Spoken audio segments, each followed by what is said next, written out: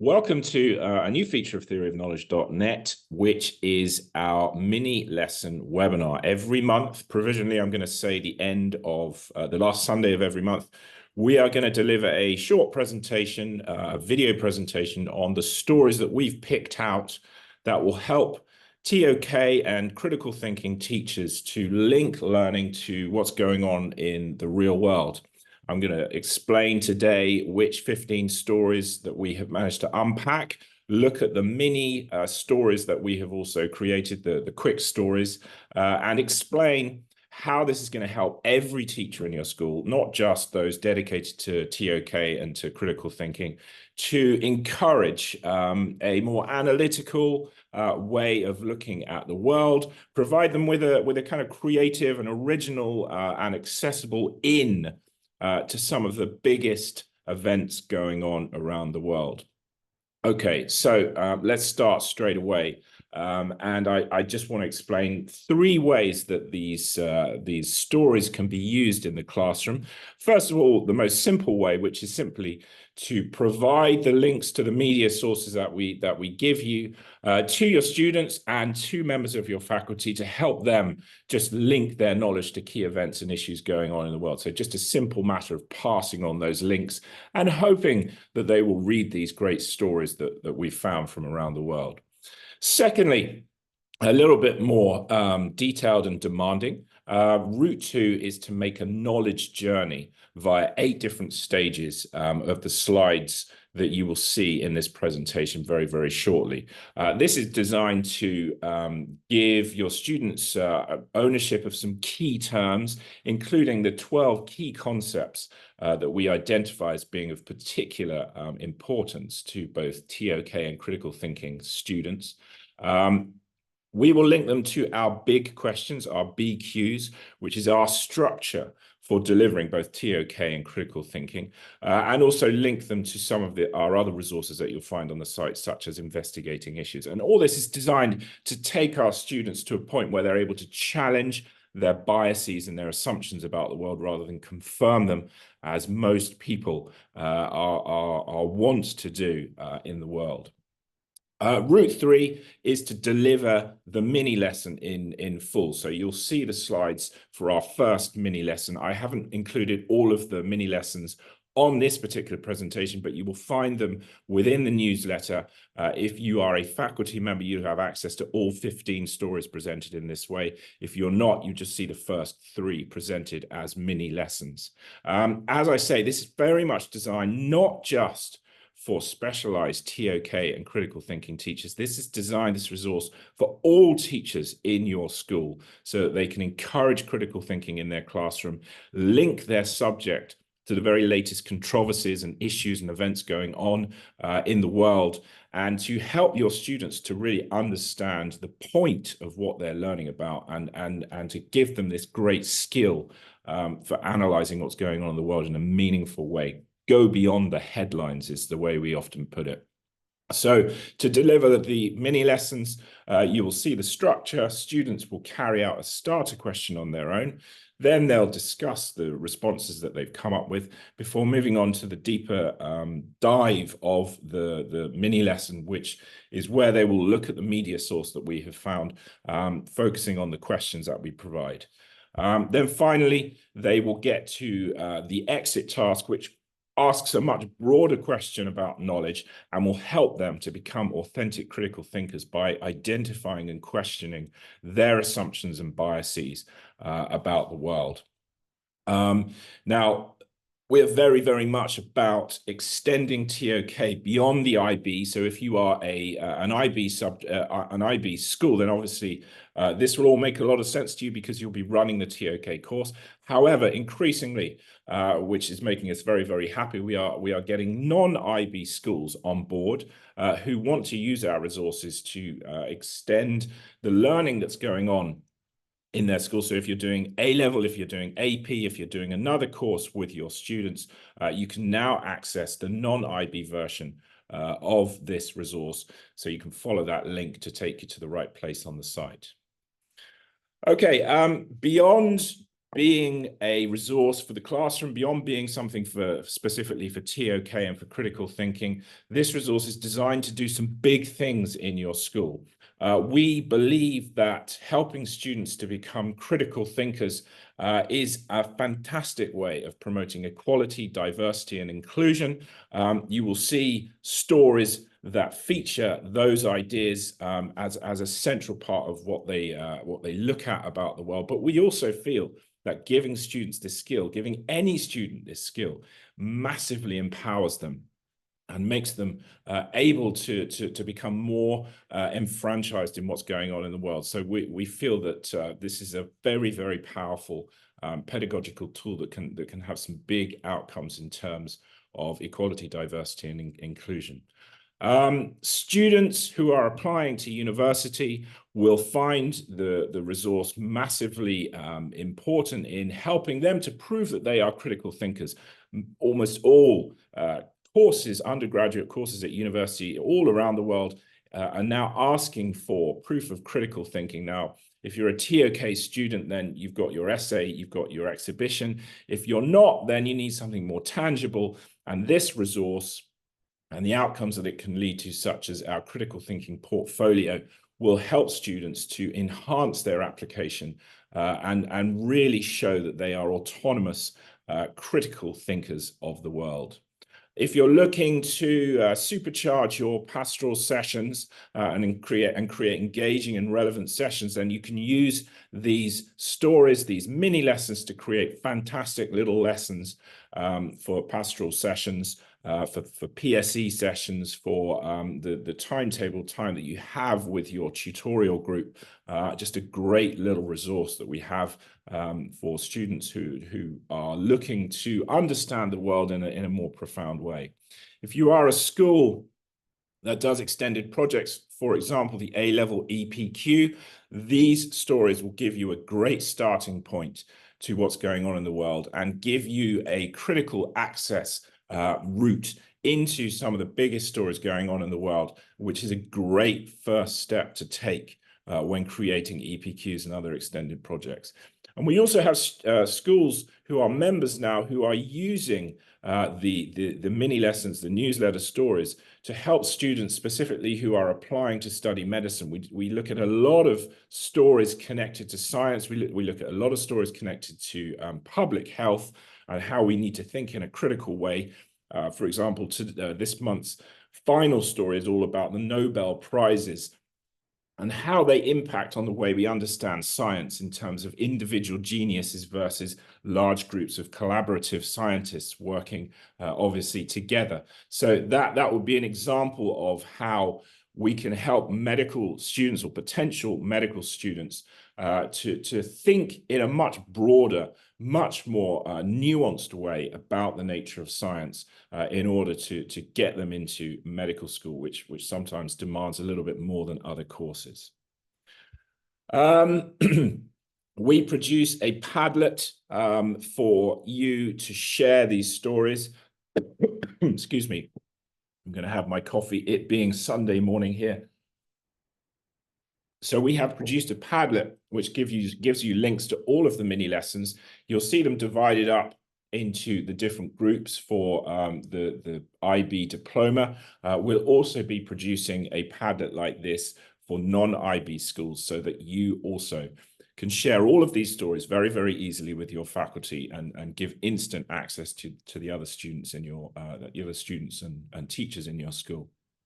Okay, let's begin. So our first story this month comes from Knowable magazine, and it's a fantastic article all about the way we develop our political perception, our political understanding via polls. We are constantly seeing polls on the news. We are constantly reading about polls in the media. Unfortunately, many of those polls are not carried out in a particularly scientific way. And this story talks about what happens when we rely for our political awareness on polls that are not carried out in a particularly nuanced way. Now, the way we break this down, so this is what we do with all of our stories. First of all, we give you a suggested knowledge journey to make sense of the article. So we first of all grasp the story basics. So in this case, it's all about political pollsters. There are interviews with political pollsters who talk about good ways and bad ways of carrying out a poll, and the kind of implications that both of those routes take us. We link this to subjects, so you will see that this obviously links to politics, but also there's a lot of psychology in this. It has implications when it comes to economics, and obviously we use mathematics to gather the statistical data. We then identify some key terms, and there are some great terms that students can get to grips with there. Note that the wording as well of surveys and polls are incredibly important, which is something that we focus on as we look at this story. But the key terms give students a really nice lexicon of concepts that they can use both to understand the media source that they're looking at, but also apply in a broader way. If you're doing TOK, then this story links to the following themes and areas of knowledge. Obviously politics again, but also human sciences, and there's a little bit of mathematics there. And in terms of the big question, this one we think links to spin, which is all about the way we communicate knowledge, but also we think it links to perspectives and how we all have a different perspective when we look at the world, and how those perspectives get consolidated via this kind of information. Okay, so the main part of this, the meat of this, is the exploration of the story. We will be looking to start this story by giving students a simple, accessible question that they can all answer. In this case, how do we work out what people in society think and what prompts the way they behave? So why is this difficult to ascertain reliably? We're talking about human sciences here, or social sciences. It's very hard to study human beings. They're not like animals. They're not like fauna and flora that biologists study. Humans are very, very difficult subjects. And so there's a nice little discussion point there that you can have with your students. Okay, so then we go into the source, we go into the media source, and we've got some key questions there.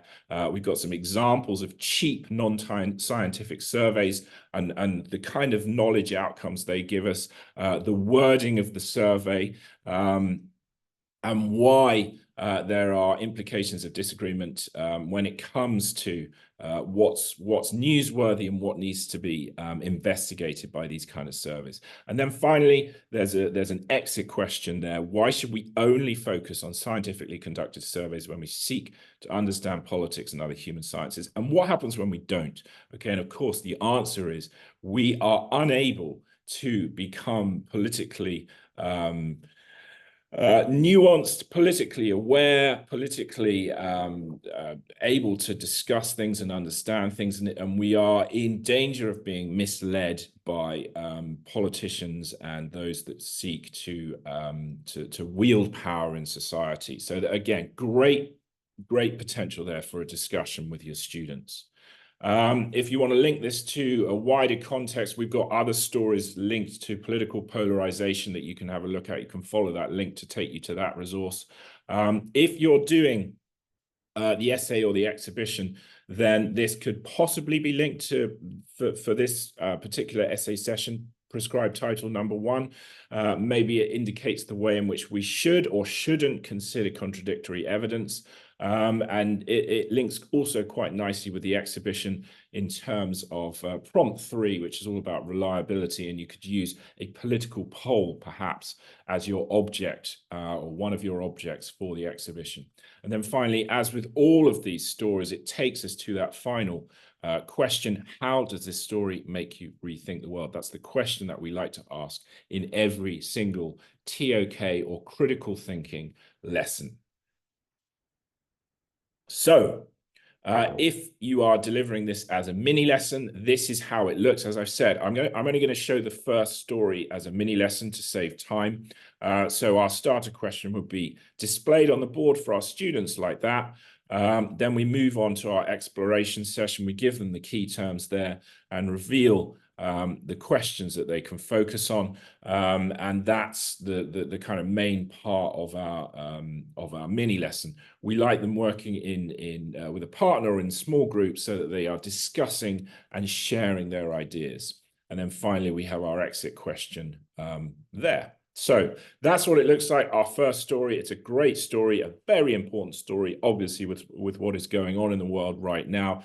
The need to be a little more sophisticated when it comes to the polls that we look at and the ones that we discard.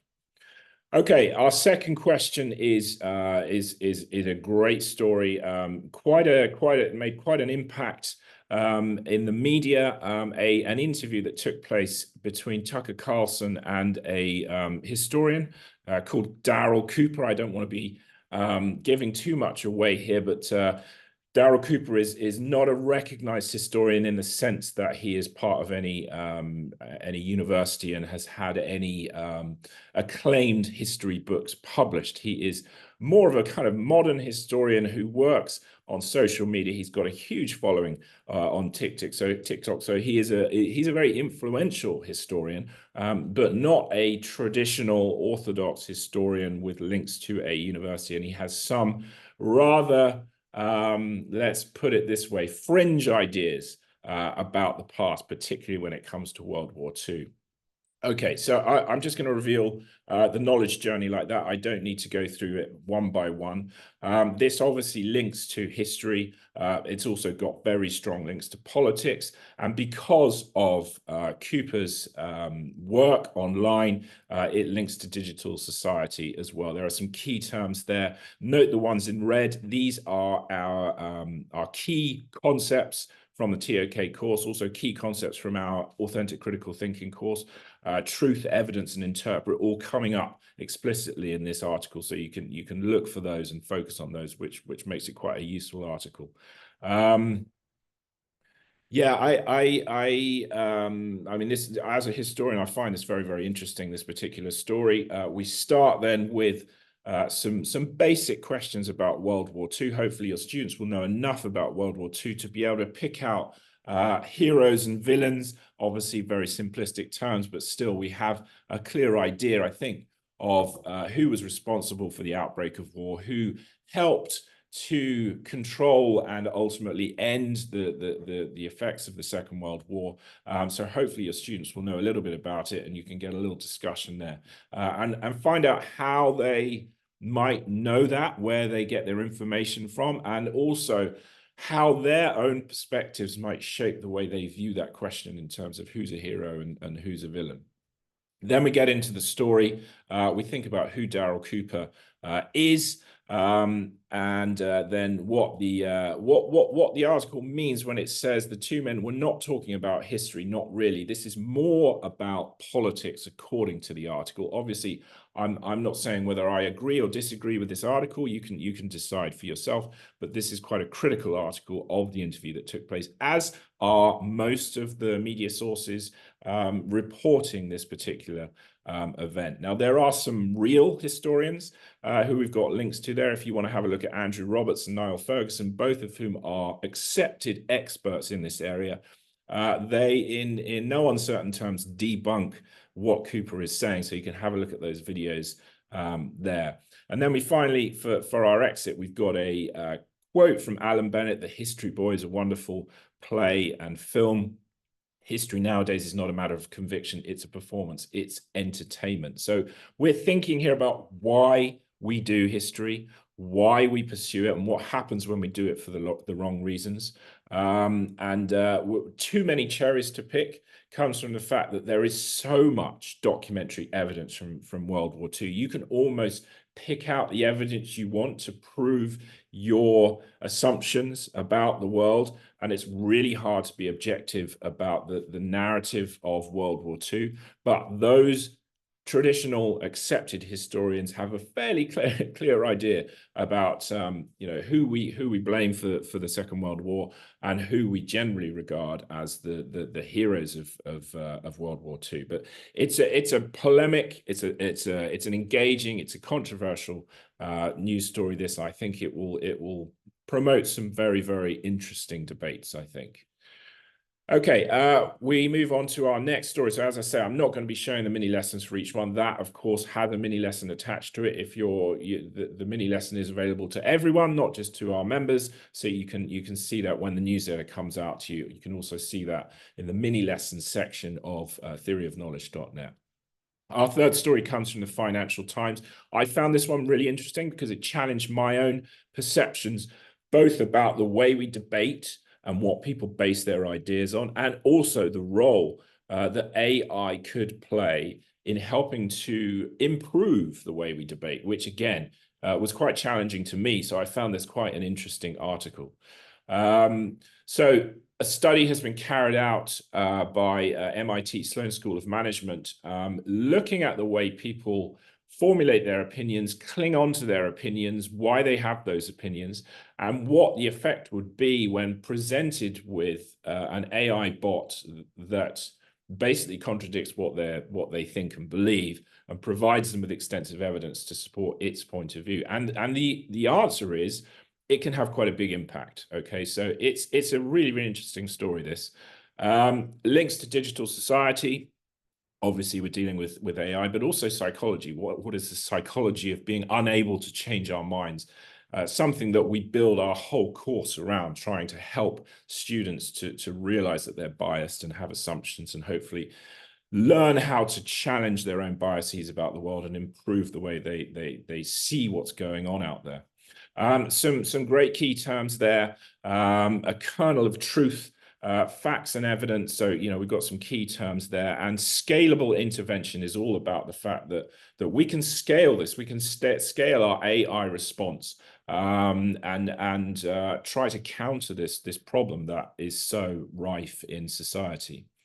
So the starter question, quite simple. How do you try to persuade people that their unevidenced beliefs are incorrect? I quite like that term as well. Unevidenced beliefs, obviously beliefs that don't have any evidence or not particularly extensive evidence to support them.